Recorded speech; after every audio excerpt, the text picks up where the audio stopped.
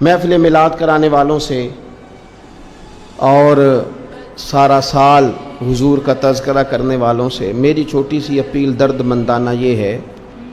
کہ ہمیں غور کرنا چاہیے، ہمیں توجہ کرنی چاہیے، ہمیں خاص اپنے دل اور اپنی روح پر غور کرنا چاہیے کہ یہ جو ہم محفل کرا رہے ہیں حضور کے نام کی، اس میں ہم خالص ہیں، ہمارا اخلاص اس میں شامل ہے، للہیت کا دخل ہے۔ آپ کو اگر للہیت نصیب ہے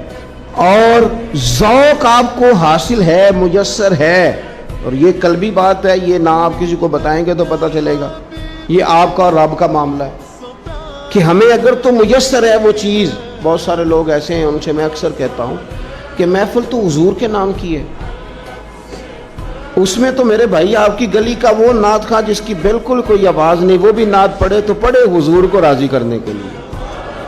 تو وہ بات قبول ہے۔ اور اگر آپ نے 60,000 والا منگایا ہے اور آپ کو بھی پتہ ہے پیسے دیے ہیں، تو اس کو بھی پتہ ہے پیسے لیے ہیں، تو آپ بھی کہہ رہے ہیں کہ پڑھنا نہیں، اس نے پیسے نہیں لیے،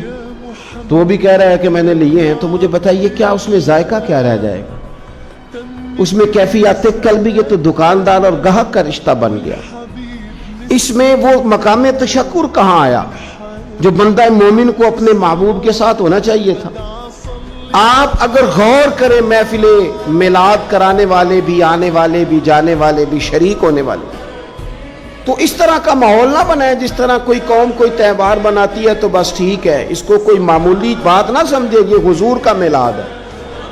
اس پہ بندہ مومن نے اس بات پر شکر کرنا ہے کہ یا اللہ تیرا شکر ہے، تم نے ہمیں اپنے پیارے محبوب کی غلامی عطا فرمائی ہے۔ اس کو معمولی قسم کی کوئی بزم سمجھ کر نہ گزار دیا جائے۔